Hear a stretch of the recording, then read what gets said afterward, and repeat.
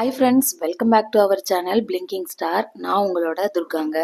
நான் ஆல்ரெடி ஷார்ட்ஸில் சொல்லியிருந்தேன்னு நினைக்கிறேங்க. இந்த வருஷம் 3rd வீக் பண்ண வேண்டிய குலதெய்வ பூஜை வந்து 4th வீக் பண்ணுற மாதிரி ஆயிடுச்சு ஒரு சில ரீசன்ஸ்னால.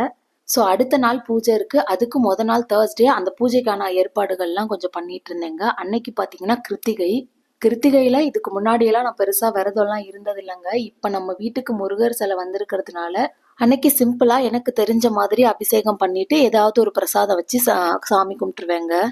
எப்போதும் பூஜைக்கு சாம்பார், குழம்பு, பொரியல் அந்த மாதிரி செஞ்சுதாங்க படைப்பேன். பட் இந்த வருஷம் கொஞ்சம் வேற மாதிரி பண்ணலான்னு தோணுச்சு. புளி சாதம், தேங்காய் சாதம்னு ஒரு 5 வகை சாதமா பண்ணலான்னு தோணுச்சு. ஸோ அதுக்காக புளி குழம்பு தான் நாளே ரெடி பண்ணிட்டு இருந்தேன். அந்த புளி பேஸ்ட் செய்வோம்ல அதுக்கு ஒரு பவுடர் ரெடி பண்ணணுங்க. அதை ஃபர்ஸ்ட் நான் வறுத்து வச்சுட்டேன். அதை ஆறுனதுக்கு அப்புறம் மிக்சியில போடணும். அதுல மிளகு, சீரகம், கடலைப்பருப்பு, உளுத்தம்பருப்புன்னு ஒரு சில பொருள் எல்லாம் சேர்த்து பண்ணுவோம். நான் டீட்டெயில்டு ரெசிபி ஷேர் பண்ணல. வேணும்னா சொல்லுங்க, நெக்ஸ்ட் டைம் ஷேர் பண்றேன். நானும் பாப்பாவும் மட்டும் வீட்டில் இருக்கிற மாதிரி இருந்தோம், பூஜையில கலந்துக்கிற மாதிரி இருந்தோம் அப்படின்னா இந்த 5 வகை சாதம் கூட பண்ணியிருக்க மாட்டேங்க. ரொம்பவே சிம்பிளா முடிச்சிருந்திருப்பேன். இதெல்லாம் பூஜையில வச்சு செய்யறப்போ சிறப்பு தான், நான் இல்லைன்னு சொல்லலைங்க. பட் வீட்டில் ஆளுங்க இல்லை அப்படின்னா அதை சாப்பிட முடியாது, அதெல்லாம் வேஸ்டா போகும். செஞ்சுட்டு சாமிக்கு படைச்சிட்டு அதை யாருமே சாப்பிடாம கொண்டு போய் கொட்டுறதை விட செய்யாம இருக்கிறதே மேல் அப்படின்னு நினைச்சிருவாங்க. ஸோ மேக்சிமம் இந்த மாதிரி எனக்கெல்லாம் நடக்கும். அதனாலே சிம்பிளா முடிச்சிருவேன் எல்லாத்தையும். நம்ம ஃப்ளாட்டுக்கும் மேலே இருக்க ஃப்ளாட்ல வேலை நடந்துட்டு இருக்குங்க. அதனால ட்ரில் மிஷின்லாம் போட்டுட்டு இருக்காங்க, லுட்டுன்னு தட்டிட்டு இருக்காங்க. ஸோ இடையில கொஞ்சம் நாய்ஸ் கேட்டது அப்படின்னா அட்ஜஸ்ட் பண்ணிக்கோங்க. இந்த வருஷம் இவ்வளோ டிஷ்ஷஸ் பண்ணுறதுக்கு ரீசன் பார்த்தீங்கன்னா, தங்கச்சி, தம்பி எல்லாரையுமே இந்த வருஷம் பூஜைக்கு இன்வைட் பண்ணியிருக்கேன். அண்ட் ஹஸ்பண்டுமே ஆஃபீஸ் லீவ் போட்டுட்டு வீட்டில் தான் இருக்காங்க. ஸோ எல்லாரும் இருக்கிறப்போ ஹாப்பியாக பிடிச்ச மாதிரி பூஜை பண்ணிக்கலாம் அப்படின்றதுக்காக தான் இதெல்லாம் டிசைட் பண்ணியிருக்கேன். பவுடர் பண்ணுறதுக்கு வறுத்து வச்சேன் இல்லையா, அதையும் பவுடர் பண்ணிவிட்டு புளியையும் நான் கரைச்சி எடுத்துட்டேங்க. புளியை நான் முன்னாடியே ஊற போட்டுட்டேன். வெந்நீர் ஊற்றி ஊற போட்டிங்கன்னா புளி சீக்கிரமாக கரைஞ்சிரும். நான் சம்டைம்ஸ் குழம்புக்கு ஊற போடும்போதே வெந்நீர் தான் ஊற்றுவேன். இப்போ தாளிக்கிறதுக்கு ஃபுல்லாவே நல்லெண்ணெய் தாங்க எடுத்திருக்கேன். கம்மியானா கூட பிரச்சனை இல்லை, ஏன்னா சாதத்துல கிளறும் போது கொஞ்சம் ஊற்றி சேர்த்து கலந்துக்கலாம். கடுகு, கடலைப்பருப்பு, மஞ்சள் தூள், பெருங்காயத்தூள், வரமிளகா, கருவேப்பிலை இது மட்டும் தாங்க நான் சேர்த்திருக்கேன். கடலைப்பருப்பு கூட ரொம்பவே கம்மியாக தான் சேர்த்திருக்கேன். கடலை சுத்தமாக சேர்க்கவே இல்லை. ஏன்னா புளி தண்ணி சேர்த்து நம்ம கொதிக்க விட போறோங்க. ஸோ கடலை பருப்புலாம் அந்த புளி தண்ணியை உறிஞ்சு வச்சுக்கும். ஸோ தனியாக அந்த கடலையோ இல்லை கடலை பருப்போ கடிக்கும் போது ரொம்ப புளிப்பா இருக்கிற மாதிரி தெரியும். ஸோ தாளிக்கும் போது நான் ரொம்பவே கம்மியாக தான் சேர்த்துப்பேன், சும்மா ஃபார்மாலிட்டிக்கு. சாதம் கிளறுவோல்லங்க, அப்போ ஒரு தாளிப்பு கொடுப்பேன். அந்த நேரத்தில் கடலை பருப்புலாம் சேர்த்து தாளிச்சுப்பேன். அது கொஞ்சம் வாயில நறுக்குன்னு கடிப்படும் போது நல்லா இருக்கும். இப்போ தாளிச்சிட்டு கரைச்சி வச்ச புளியையும் சேர்த்துருக்கேன். கொஞ்சமாக ஒரு அரை உப்பு மட்டும் சேர்த்துருக்கேங்க. புளி கரைக்கும் போது ரொம்ப தண்ணி ஊற்றாமல் கொஞ்சம் கெட்டியாக கரைச்சிக்கோங்க. ஓவராக தண்ணி சேர்த்திங்கன்னா அது கொதிச்சு திக்காகிறதுக்கு ரொம்ப லேட் ஆகும், கேஸ் வந்து வேஸ்ட் ஆகும். நான் மூடி போட்டு கொதிக்க விட்டுருக்கேங்க. ஏன்னா திக்காக இந்த பக்கம் அந்த பக்கம் தெறிக்க ஆரம்பிக்கும். இப்போ புளி பேஸ்ட் நல்லா திக்கானதும் நம்ம அரைச்சி வச்சிருக்க பவுடர்ல 1.5 டேபிள் ஸ்பூன் சேர்த்திருக்கேன். மிச்ச பவுடரை அப்படியே ஒரு ஏர்டைட் பாக்ஸ்ல போட்டு ஸ்டோர் பண்ணி வச்சுக்கோங்க. சாதம் கிளறும் போது இந்த பொடியவே போட்டு நம்ம கிளறணும் அப்படின்னா சாதம் நல்லா டேஸ்டா இருக்கும். அண்ட் இதே பொடியை ஊறுகாயெல்லாம் பண்றப்ப கூட சேர்த்துக்கலாங்க. நீங்க நார்மலா மாங்காவை கட் பண்ணி தாளிக்கும் போது கொஞ்சமா இந்த பொடியையும் ஆட் பண்ணீங்கன்னா ரொம்ப வாசனையா இருக்கும், நல்லா டேஸ்டா இருக்கும். ட்ரை பண்ணி பாருங்க. நான் இந்த மாதிரி பண்றேன் அப்படின்னா அதிகமா பண்ணி ஃப்ரிட்ஜ்ல ஸ்டோர் பண்ணி வச்சுப்பேன், அதுக்கெல்லாம் யூஸ் பண்ணிப்பேன். பொடி சேர்த்துட்டு ரொம்ப நேரம் கொதிக்க விட வேண்டாம். ஜஸ்ட் ஒரு 2 மினிட்ஸ் கொதிக்க விட்டுட்டு ஆஃப் பண்ணிடுங்க. நல்லா திக்காயிடும். அவ்வளோதாங்க, அந்த புளி பேஸ்ட் வந்து ரெடி ஆயிடுச்சு. இந்த வீட்டுக்கு வந்து சாரீ கட்டுறதே ரொம்ப கம்மியாயிருச்சுங்க. நாளைக்கு பூஜைக்காவது கட்டிக்கலாமே அப்படின்னு சொல்லி தான் இந்த சாரீ எடுத்திருக்கேன். இந்த சாரீ வந்து தம்பி வீட்டில் அவங்க பூஜை பண்ணும்போது எனக்கு எடுத்து கொடுத்தது. அதுக்கு பிளவுஸ் இன்னும் தைக்கலைங்க, அதுலேருந்து கட் பண்ண கூட இல்லை. சாரிக்கு ஓரமும் அடிக்கலை. சாரி, அதையே கட்டிக்கலாம் சிம்பிளாக இருக்கேன்னு சொல்லிட்டு அதுக்கு மேட்ச் ஆகுற மாதிரி ஒரு பழைய பிளவுஸை எடுத்து வச்சுக்கிட்டேன். இந்த பக்கம் இப்போ நான் காட்டிட்டு இருக்க வாயல் சாரி பார்த்தீங்கன்னா என்னோட அத்தைக்காக எடுத்ததுங்க. அவங்க இந்த மாதிரி வெயிட்லெஸ்ஸாக தான் கட்டுவாங்க. ஸோ அந்த சாரியும் அதுக்கேற்ற மாதிரி ஒரு பிளவுஸும் வாங்கியாச்சு. இது வந்து என்னோட நாத்தனாருக்காக வாங்கினது. எப்போதும் சிம்பிளாக வாங்குவோம், இந்த தடவை கொஞ்சம் கிராண்டாக இருக்கட்டுமேனு இப்படி வாங்கியாச்சு. அதுக்கும் மேட்சாக ஒரு பிளவுஸ் வாங்கியிருக்கோம். சாரியிலே பிளவுஸ் இருக்குங்க, இருந்தாலும் பூஜையில் வைக்கிறப்போ இன்னொருத்தருக்கு கொடுக்கும்போது பிளவுஸ் இல்லாமல் சாரி கொடுக்கக்கூடாது. அதனால ஒரு செட்டு வாங்கியிருக்கேன். எனக்குமே பார்த்தீங்கன்னா இந்த தடவை சில்க் சாரியாவே வாங்கிட்டேங்க. இதோட ப்ரைஸ் வந்து 480 தான், ரொம்ப கம்மியாக தெரிஞ்சுது. எனக்கு அந்த கலர் ரொம்ப பிடிச்சிருந்தது, ஒரு மாதிரி லெமன் கலரில். அதுக்கு கான்ட்ராஸ்டாக ஒரு க்ரீன் கலரில் ப்ளவுஸ் வருது. எனக்கு அந்த கலர் ரொம்ப பிடிச்சிருக்குன்னு சொல்லிட்டு இந்த சாரியை நான் எடுத்துக்கிட்டேன். அப்புறம் இந்த மஞ்சள், குங்குமம், மாங்கல்யம் எல்லாம் வச்சு தாம்பூலம் ரெடி பண்ணணும். ஒத்தப்படையில தான் வைக்கணும்னு சொல்லுவாங்க. ஸோ நான் 3 வச்சிருக்கேங்க. தம்பி, ஒய்ஃபு, அப்புறம் தங்கச்சி எல்லாம் வராங்க, அவங்களுக்கெல்லாம் கொடுத்துட்டு இன்னொன்று நம்ம எடுத்துக்கலாம் அப்படின்றதுக்காக 3 செட்டு வச்சிருக்கேன். பூஜைக்கு வேண்டியதெல்லாம் எல்லாமே ரெடி பண்ணி வச்சுட்டேங்க. பூஜை விளக்கெல்லாம் கூட நான் முத நாளே கிளீன் பண்ணிட்டேன். ஏன்னா கிருத்திகைன்னு சொல்லியிருந்தேன் இல்லையா? ஸோ அப்பவே வீடெல்லாம் கிளீன் பண்ணி, பூஜா கபோர்ட்லாம் கிளீன் பண்ணிட்டு, பூஜை விளக்கையுமே விளக்கி வச்சுட்டேன். ஃபைனலா ஏதோ ஒண்ணு குறையுதே என்னன்னு யோசிக்கும்போது தான் ஞாபகம் வந்தது. அந்த குத்து விளக்கு வந்து எடுக்கணும்னு நினைச்சு வச்சிருந்தேன், மறந்துட்டேன். ஸோ அவங்க ஆஃபீஸ்லேருந்து வந்ததுக்கப்புறம் கொஞ்சம் சிரமம் பார்க்காம எடுத்து கொடுத்துருங்கன்னு சொல்லியிருந்தேன். மேலேருந்து எடுத்து கொடுத்துட்டாங்க. அதை வந்து நைட்டே நான் ஜஸ்ட்டு வாஷ் பண்ணி வச்சிருவேன். ஏன்னா வெள்ளிக்கிழமை வந்து குத்து விளக்கு கழுவக்கூடாதுன்னு சொல்லுவாங்க. ஸோ நைட்டே நான் க்ளீன் பண்ணி வச்சிருவேன். அப்புறம் வந்து நாளைக்கு பாசிப்பருப்பு பாயாசம் பண்ண போகிறேங்க. ஸோ அதுக்கும் பாசிப்பருப்பு ஊற போட்டுட்டு சுண்டல் வேணும் இல்லையா தாளிக்கிறதுக்கு, சுண்டலும் ஊற போட்டாச்சு. ஸோ அவ்வளோதான், மேக்ஸிமம் வேலையெல்லாம் முடிஞ்சிருச்சு. இனிமே காலைல எழுந்திரிச்சு பூஜை வேலையை தான் பார்க்கணும். The next day. காலையிலேயே சீக்கிரமா எந்திரிச்சு ரெடி ஆயிட்டேங்க. சாரியும் கட்டிட்டு வந்துட்டேன். முக்கால்வாசி பூஜை வேலை, சமையல் வேலையெல்லாம் முடிச்சுட்டேன். நான் அந்த சமையல் பண்ணும்போது எதையுமே டேஸ்ட் பண்ணல. ஏன்னா சாமிக்கு படைக்க போறது இல்லையா? ஸோ பரவாயில்ல, எப்படி இருந்தாலும் அட்ஜஸ்ட் பண்ணிக்கலாம்னு சொல்லிட்டு டேஸ்ட் பார்க்காம எல்லாத்தையும் முடிச்சு வச்சுட்டேன்.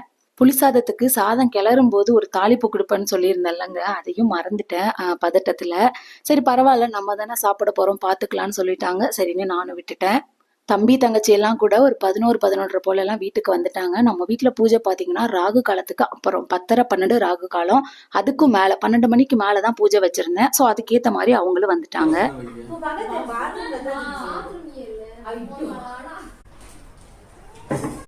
ஒரு தனி ஆளா எல்லா வேலையும் பார்த்துக்கிறது கொஞ்சம் கஷ்டம்தாங்க. ஸோ அதனாலே எதையாவது ஒன்று மறந்துடுவேன் அப்படின்றதுக்காக தான் மறந்துடக்கூடாதுன்னு பொறுமையா எல்லா வேலையும் பார்த்துட்டு இருந்தேன். இருந்தாலும் ஒரு விஷயத்த மறந்துட்டேன்.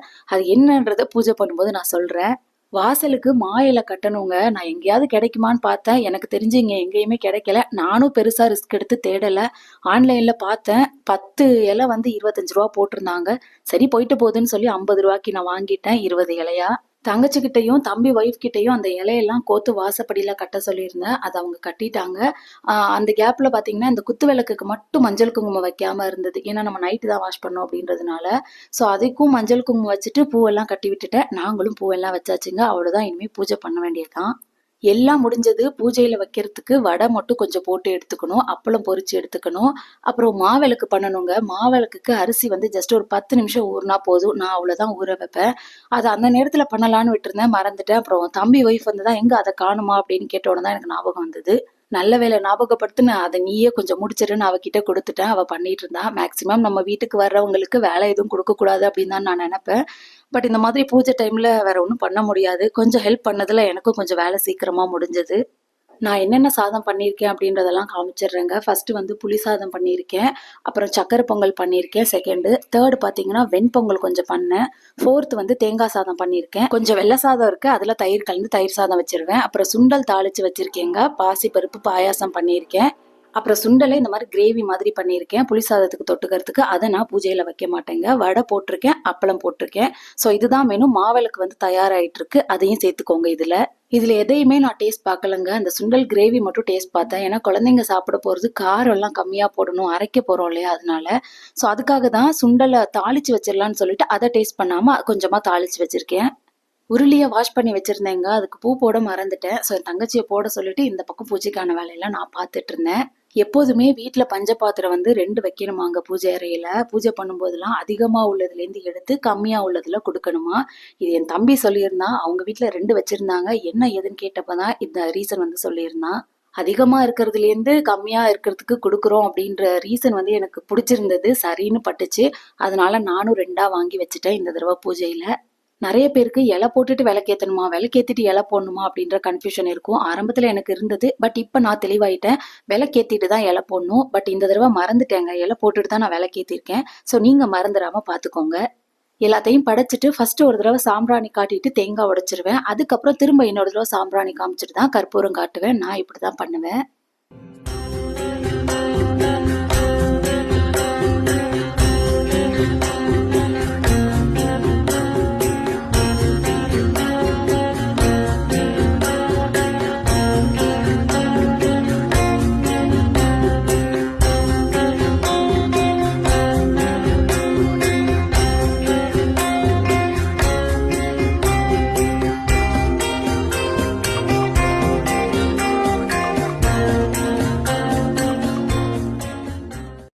இந்த மாதிரி பூஜை பண்றப்போன்னு இல்லைங்க, வெள்ளி செவ்வாயில விளக்கேத்தி சாம்பிராணி போட்டா கூட, கற்பூரம் காமிச்சா கூட, நான் வீடு ஃபுல்லா தவறாம காமிச்சிருவேன். முக்கியமா இந்த வீட்ல மூலையில பாத்தீங்கன்னா நெகட்டிவிட்டி நிறைய இருக்குன்னு சொல்லுவாங்க. நம்ம வீட்ல இருக்க நெகட்டிவிட்டி எல்லாம் மூலையில தான் போய் உட்கார்ந்துருக்கும் அப்படின்னு சொல்லுவாங்க. ஸோ முக்கியமா எல்லா மூலைக்கும் காமிக்கிறது நல்லது. நான் அப்படிதான் பண்ணிட்டு இருக்கேன்.